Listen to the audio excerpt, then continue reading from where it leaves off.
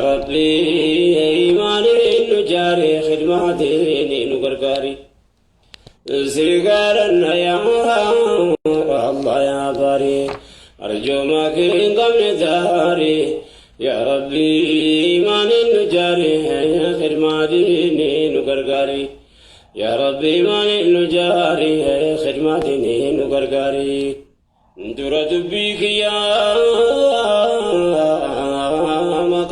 رب العالى خير مرمى قاسات قبوشا لا قفتر نقيا ثم الحمد لله موتي دنيا آخرة فارون سملا فلا تمان ما نفرك رسولا محمد الأمير أنبياء مرسلا قرانساني دليرة كجيلة عليه الصلاة والسلام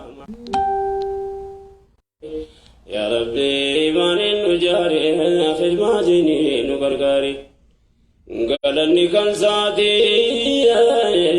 موتي أرتب سما قولتننا نسكوفت الرحمة لساك سانو فرجومي والنعمة فلتنو فرق كرادي الإسلام نكدن يوم ملكي بيعلما يكا كينيا نوري سيابارا يا موتي أرضي في سماء أكرتي نقرقاري يا ربي ما ندان نجاري خدماتي نقرقاري غرغر سكيتي وادب جودن دنيا جچوان غغاري نوكا يا بانكنيا خير ولبدامن يورا ولبغنيا أمتا نفغي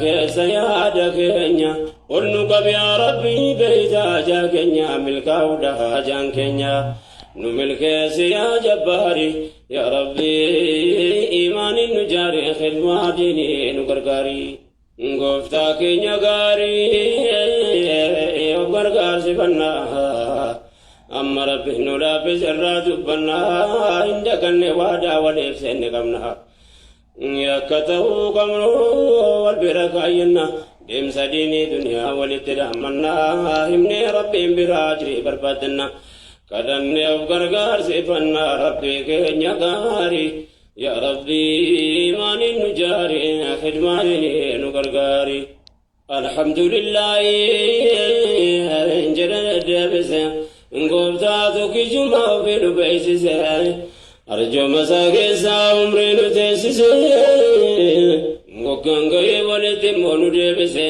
يا قبتا خلقتي دنيا رنكسه أتنوب دبسه يا لقاسر ريسه أمتا هيرين دنيا وللرافا قسه ولتنوا قبر ربي نمجسه إني زندارا وان دبسرسه وان فقاتنو دهسه نوكاو دان ديقاري يا ربي مال النجاري يا خدماني نقرقاري أمة محمد أمة فارفمتو كان خير أمة جدمت واممتو والنسي كدن يا ربي نمرتو جر ربي تقوم سورتي تقومتو قمت وراتي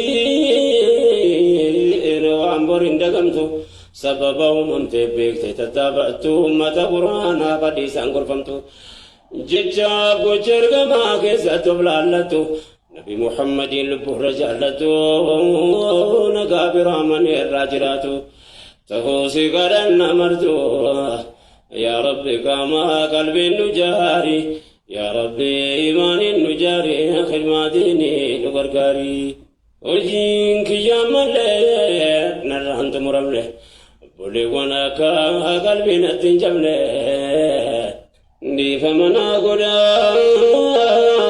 جيشوسن قدنه أمس كاما قلبي واسن اتدامنه يو لبون جرانه يو جراچو بانه كيستو غافنو دنيا راقدانه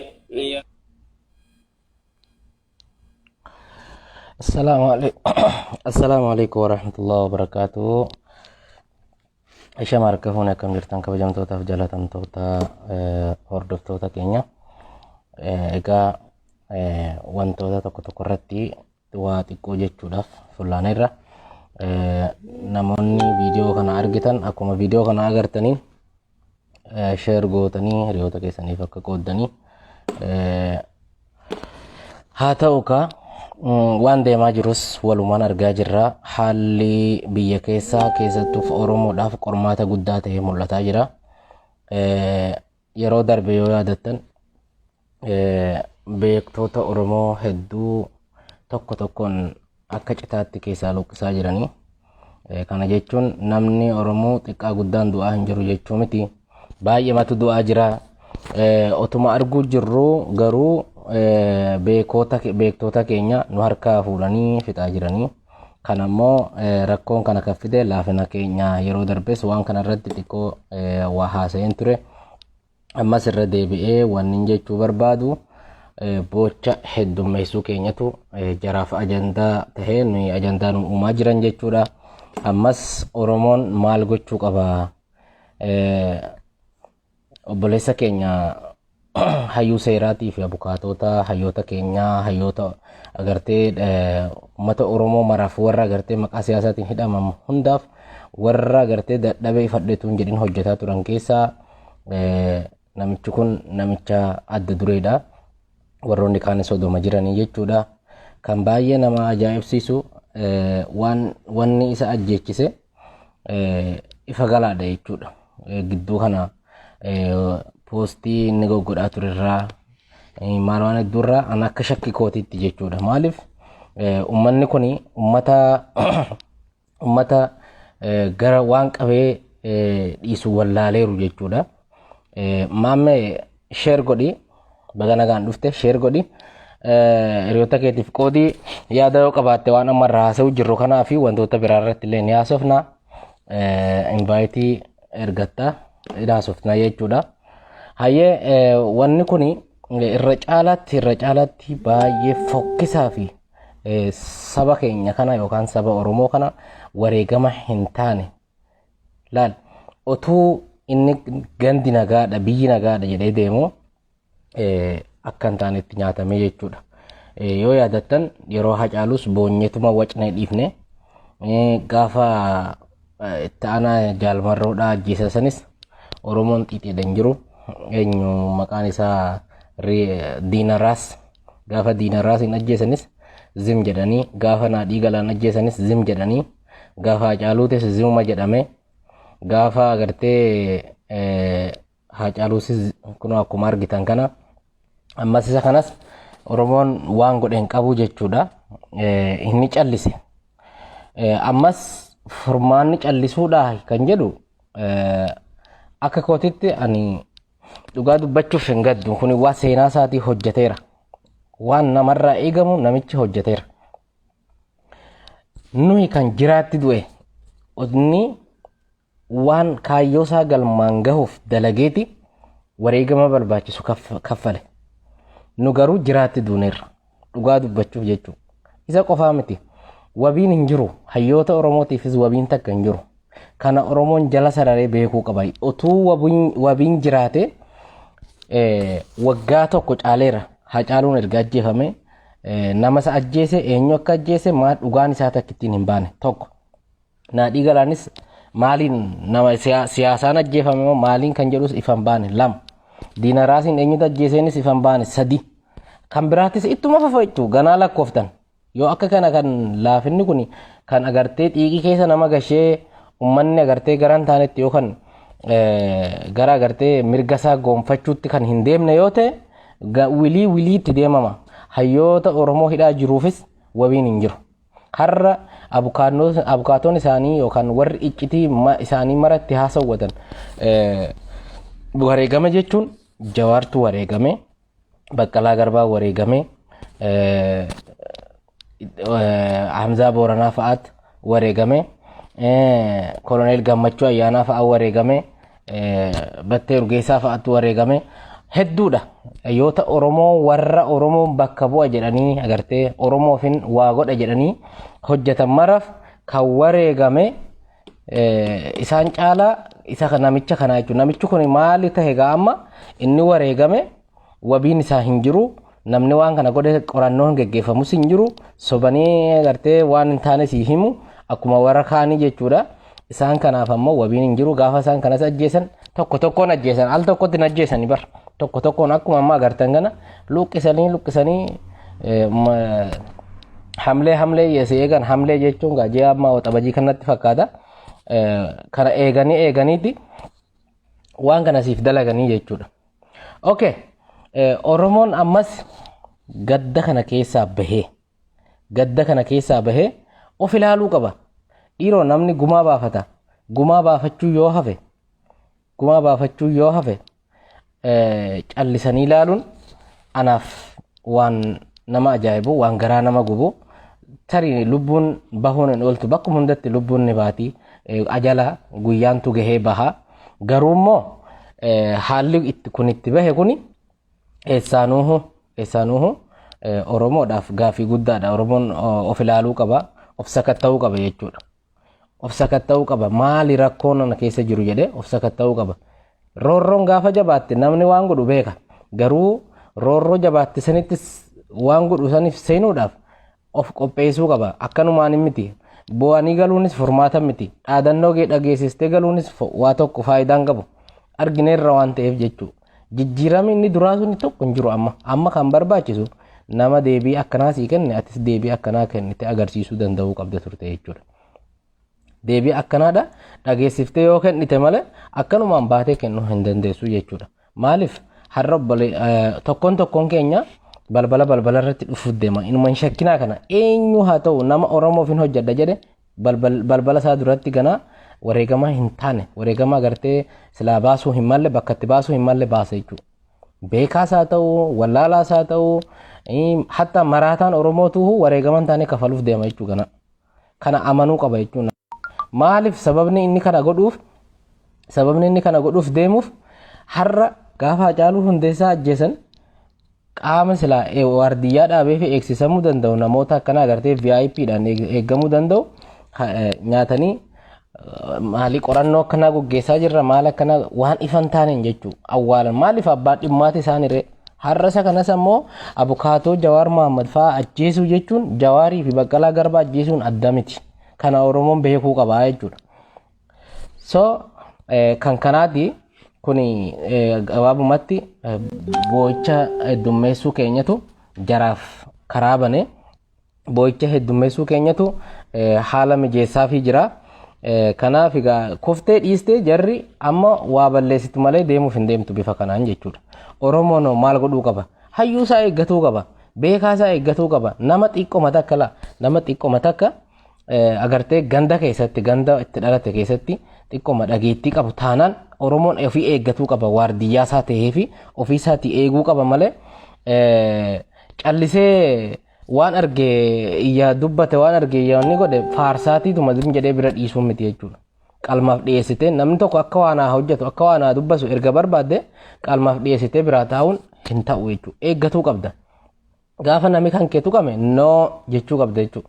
Gaafa nama tuqame sun eenyuun akka tuqame hanga baasiftu jalaa hafuu hin qabdu jechuudha. Inni har'aatti kana tuqxe boocha inni gaafa san ajjeechisee hin taa'e si kolfa televizoonaan gabbees ilaala. Yookaan immoo shabakaarra gabbaheeti silaaleeti sitti kolfa jechuudha. Ajandaa si uumeerarree ati torban tokko guyyaa 3 guyyaa 4 kanumarraa haasoftaa jechuudha. Inni immoo ajandaa isaaf uumuudha dadhabne. Akkamitti dadhabne? Fakkeenyaaf nama ajjeesanii nama gaafa isaan ajjeesan nama isaan aggaa agartee isaan irraayis du'e nama akka isaan laalatu tokko laalteetuma atis galabbaltee agarsiifta jechuudha. Gaafa sani kabaja dhufa. Se kabajuu dhufa yookaan sodaatu dhufa. Yoo uummata kana waan tokko tuqne uummanni kun nun dhiisuutti dhufa. Saniif rakkoo akkasii kana keessatti wanni jiru kana fakkaata namni keenya of ilaaluu qaba. Of ilaaluu qaba yoggaa jennu zim jennee miti jechuudha. Wanni kun baay'ee ulfaataa fokkotaadha. Sigale kan biraa waa'ee waliigaltee waraana lamaaniiti. Waa'ee waliigaltee waraana lamaanii kana haasa'uun baay'ee fokkisaa ta'ullee dhimma nuun ilaallee ta'ullee garuu yaada dhuunfaadhaan immoo kennachuun mirgasi waan ta'eef waa tokko jechuu barbaanna. Waraanni lamaan kun waliigaluu jechuun ani akkanatti fakkaatutti buddeenni Oromoo furdaan utuu jiru maaliif dhaqxa mana warde gabruu maal jedhasan akkasumatti fakkaata. Of dandahuun yoo hafe maali agriimantii akkamirratti waliigalame kan jedhu xiqqoo ni ulfaata. So sani ani xiqqoo wanni kun baay'ee waan ifan tahiniifi maaliif iccitii waraanaati waan ta'eef isaanumatu beeka haa ta'u garuu maaliin akkamitti akka walii galame xiqqoo sila ilaalanii gaada duuba ilaaltee deebitee ilaaltee baakgiraawundiin isa bara 1992 san nama yaadachiisa jechuudha. Bara sanis adda bilisummaa Oromoo walumaan ture utuu isaan walgahii Berliin ta'aniitti London jiraniiti wanni hundi kan dalagame ammas wabiin hin jiru jechuudha. Oromoo yoo of ijaare ofii isaatii akka ofii barbaadutti ergachuudhaaf akka ofii barbaadutti nama isaa ta'uuf falmatee ofii isaatiif of hin qopheessine ta'e rakkoodha jechuudha. Fakkeenyaaf uummanni kun kaleessa baay'ee dararaa guddaa nurraan gahaa ture. Dararaa san nurraan gahaan ture saniif ammoo itti gaafatamni ganaa otoo hin jiraanne nama nama 5,000 oli kan dhume yeroo sanitti hin turre wanni kun waggaa 3 isa waggaa 150 haasawaati ishii waggaa 3 dagachuun immoo xiqqoo waan biraa namarraa fakkaata sanis ilaaluun barbaachisaadha jechuudha.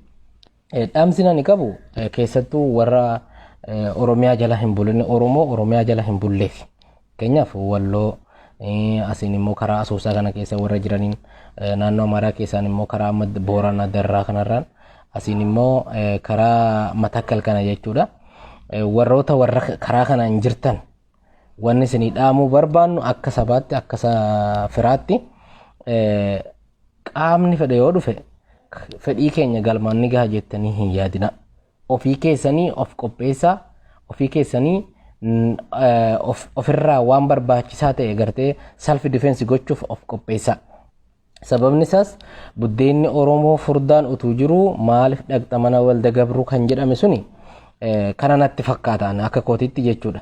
Kanaafuu wanni nu godhamu hin jiru akkamitti agartee walii galame kan jedhu isa mootummicha kuffisuu walii galuu kana namu walii gala garuu erga walii galame raate hoo wanni kun waan fakkeenyaaf waan Oromiyaa keessaa diiguu ka qabu eenyu Oromoo muqaama biraati tana walii galuun ifa jechuudha. Kan Oromiyaa keessaan ala jirtu soo ishiis ammoo namootuma naannoo saniitiin tahuu qaba malee qaamni biraa dhufee waan kanaanatu sii beekaa yoo kan deemu ta'e borummoo marsaa sadaffaadhaaf yookaan immoo yeroo sadaffaadhaaf daawun jechuuf of qopheessuu qaba jechuudha. Uummanni Oromoo kun yeroo sadaffaaf daawun jechuuf of qopheessuu qaba. Maaliif namni namaaf ergamu fi namni hawaasaaf ergamu tokko miti jechuudha. Kana ifa galuu qaba jechuudha. Wanni kana jennuuf booda waan ittiin gaabbineef viidiyoon tun akka ol teessuuf ni gale. Kanaafuu tarii yoo akka carraa ta'e waliigalteen kun akkamitti kan waliigalamu ifa bahee utuu hin deemne iccitii waraanaatti siin jedhama wanni irraa beektu hin jiru jechuudha. Ma abbaa fedhe isaa ta'u iccitii waraanaa immoo anas yoo ta'e himu jechuu fakkeenyaaf oduyoon akka agartee bakka bu'aa waan tokko ta'e iccitii waraanaa himuu hin danda'u himuufis immoo hin deemu jechuudha. Akka akkasiin taaneef hoo maaltu godhamuu qaba of qopheessuudha qabda jechuudha. Dubbachuun hin barbaachisu amma galaanni karaa garanaatiin dhufee sirra faca'uu danda'a gaaf saniifati garuu of qopheessiteetuma ganda kee eeguu qabda jechuudha.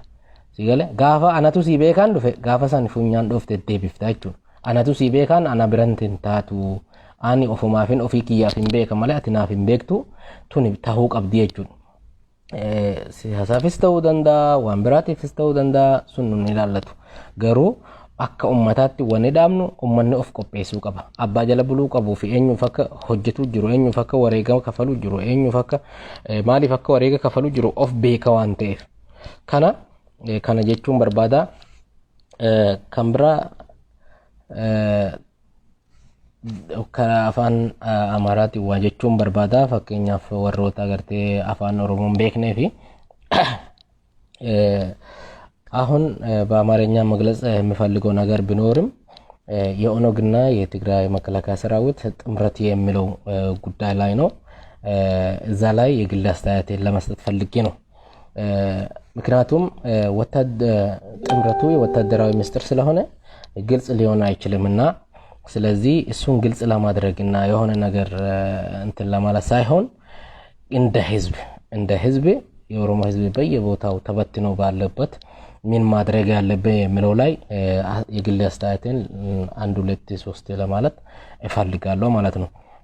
ምክንያቱም ኦሮሞ ህዝብ ማለት ቢኖርኝ ራሱን ተደራጅቶ ከራሱ ቀዬ ከራሱ መንደር ከራሱ ዞን ባለበት ማለት ነው ከኦሮሚያ ውጭ ባሉት ነው የምነግራቸው እና እንደ ለምሳሌ እንደ ወሎ እንደ መተከል እንደ አሶሳ አካባቢ ያሉት ኦሮሞዎች ማለት ነው እንደ ድሬዳዋ ሐረር ምክንያቱም ከኦሮሚያ ክልል ውጭ ስለሆነ ማለት ነው ስለዚህ ያንን ለማድረግ ምን መደረግ ያለበት የሚለውን ላይ ትንሽ የግል አስተያየቴን ለመስጠት ፈልጌ ነው ማለት ነው እዚህ ጋር መታወቅ ያለበት ነገር ወይም ሊሰመርበት የሚገባ ነገር ምንድነው ኦሮሞ ህዝብ እንደ 1992 እንዳይሆን ዋስትና የለውም የሱን ያን ዘመን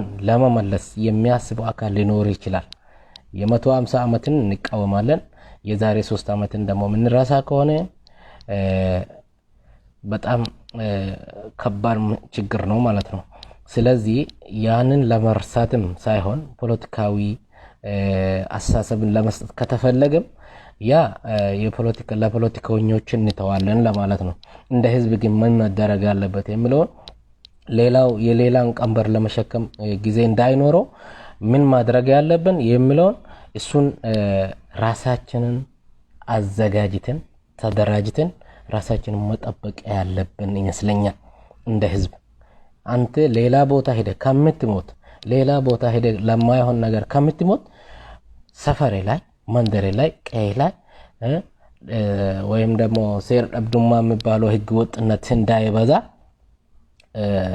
እንዳይስፋፋ ራስህን ሰፈርህን ከሌባም ንብረትህ መጠበቅ አለበት ማለት ነው ህብረተሰቡንም መጠበቅ የግድ ኃላፊነት አለበት ማለት ነው አቅም ያለው ማለት ነው አቅም ያለው የራሱን ህዝብ የራሱን መንደር የራሱን ሰፈር የራሱን ቀዬ የራሱን ዞን የራሱን ወረዳ የራሱን ቀበሌ የመጠበቅ ኃላፊነት አለበት የሚለው ነው እዚህ ጋር ይሄን ስንል በተመሳሳይ ዓላማ ባለበት ሰዎች ላይ ትኩረት ተሰጥቶ እነሱን ሰልፍ ዲፌንስ ወይም ሬሲስታንት የማድረግ አይደለም እዚህ ጋር መታወቅ ያለበት ሰፈራን ስትጠብቅ ያንተን ዓላማ ያለውን እንቅፋት እንድትሆንበት አይደለም እዚህ ጋር መታወቅ ያለበት ማለት ነው ያንተን ዓላማ የሚያራምድና ያንተን የህዝቡን ሰላምና ዋስትና ለማረጋጋት በሚደረገው ጥረት ላይ አንተን የትብብር ከንድ የሚያደርገው ከሆነ ያ ያንተ አካልና ያንተ ስለሆነ በሱ ላይ ትኩረቱ ተሰጥቶ ሰላሙ ለሰፈሩ ህገወጥነት እንዳይስፋፋ የማድረግ ኃላፊነት ስላለበት ራስህን ተደራጅተ ጠብቅ የሚለው መልእክት ስላለኝ ነው ማለት ነው እና ይሄን ማለት ይወዳለው በዚህ አኳያ አስተያየት ያላችሁም በኦሮሞኛም በአማርኛም እንትን ማለት ኢንቫይት ልካችሁ አስተያየታችሁን ማስተላለፍ ትችላላችሁ ያለን አጭር ጊዜ ነው እና ይሄ ነው የሚለው ማለት ነው እጋ ከበጀምቶታ ጃላተምቶታ ከኛ ከነፈካታ ወንና እንጀቻ ቱሬ ወሮን ነገርቴ ቪዲዮን ኩ ሲምብረጌ ሼር ጎቹዳን ሂሪዮታ ከሰኒፍ ቆዳ ማሊፍ ኡመኒ ከኛ ሁባቹ ቀባ ኢሳ አከበራ ደርቤሰን ኡመኒ አማ ጅሩ ኩኒ ጃራ ዲግደሚ ተኩፋዳ ኡመተ ደመቀሩ አከበራ ቻርትራትን ስነማታው ዋን እንደንደኝፍ ተሪ ወሬ ገመንታነ አከን ከፈላምነ ኡመኒ ኦፍ ቆፔሱ ቀባቹ ኦፍ ቆፔሴ ታኡ ቀባ ማሊፍ ዱቲ በልበለራ ኦፊሲ ዱፋ ጅርቲ አቲ ዴምቴ ጋራ ብራ ዴምቴ ዱአ ሂም በርባድን ኢሺኖ ነው ዱፍቲ ማሊፍ haali amma itti deemamaa jiru kuni tokkoon keenyaaf wabiin hin jiru waan ta'eef wanni godhamaa jiru kana irratti yaada yoo qabaattan baay'attiin ergitanii ammaaf manzuma raayyaa abbaa maccaa kanaan nu wajjin kanan daganne akka du'a idaan biraan dhabamne akkam badii gootiin qabameen salphanne ammaana kanan daganne gaafan seene qabre يا ربي من النجاري خدماتي نقرقاري تقلنا يا إلهي أرجو ما كن قمن داري يا ربي من النجاري خدماتي نقرقاري تقلنا يا الله يا باري أرجو ما كن قمن داري يا ربي من النجاري خدماتي نقرقاري يا ربي من النجاري خدماتي نقرقاري إلهي قولوا سهجلا وقبوا قفت ركو بلونا ما قبقبوا haala fedhe keessatti kan nama rakkabu yaada nu faca'e walitti nu haa qabu gamtoomsee tokkoomsee mi wal nu haa qabu waan ummataan tollee inni nurraa qabu isa beeka dhibee waan harkaa nu qabu akkiirra gannu haa dhaabu sabaataa fi sabreen yaa rabbi imaaniin nu jaari khidmaa diinii nu gargaari jiruun biyya lafaa tasana manamu qilleensi addunyaa namooti hin gowwoomu gariin itti miidhe kaan itti miidhamu jijjiiramaa tasana manamu maal tokko argamu maal tokko dhabamu waan ta'e dabre malee kan ta'uun beekamu siidhaaf addaadha akkasii jijjiiramuun wama keessa jirru qalbeeffadhu namoo duriin jirre taa'ani hafannee qamu wanni tadeemnu hin beekamu rimaadha fuuldurri yaa rabbi imaaniin nu jaari khidmaa diinii nu gargaari mootii gindiin qabne tokkichi rabbumaa haalli biyya lafaa hedduu jijjiiramaa nuuf haaraa fakkaatee duniyaadhaaf haatumaa yoo garii diriire yookaan micciiramaa argamaa dhabamaa wal dabarsaa deemaa jallataa qajeelaan maataa garuma akkas ta'aa dhufee sichis ta'uuf deemaa bakka tafaan qaaliqumaa kan saati kan hin dabarre barre yaa rabbi imaaniin nu jaari khidmaa diinii nu gargaari wal faallisee kaayee goofti jaakeemu fakkii qofan kan hin dheeffachuu deemu argamuun dhabamuun dhiiraaf dubartoomuun daa'imaa dargaggoo ga'eessi dulloomuun bareeduun fokkisuun gowwoomuun gamnoomuun argachuuf duroomuun kasaari iyyoomuun gootamuun arjoomuun luynoomuun dhawnoomuun lachuu gooda duniyaati waan argamu yoomu maal tokko ta'uun beekamu rabbiin malee waan beeytu basharre yaa rabbi maaliin nu jaari khidmaa diinii nu gargaari aadaan biyya duniyaa hundi faallaa qabdi gadi yoo jedhan olee ol yoo jedhan gadi qajeellaan qajeelti jallannaan dadhabdi yoo garii gaddite yoo garii gammaddi yoo burraayite beelofte yaa qabdi diigamtee fokkiftus ijaaramtee bareeddii gokkoytee dhabamtee laliftee miidhagdi ol bahaa gabbuutii. Ayyee assalamu alaikum warahmatullahi wabarakatuh kabajamtootaaf jaalatamtoota keenya namoonni yaada kennachuu barbaadan waan hin jirreef asumatti goolabe sagantaa biraatiin hanga walitti deebinutti turtii gaariin isiniin jedha.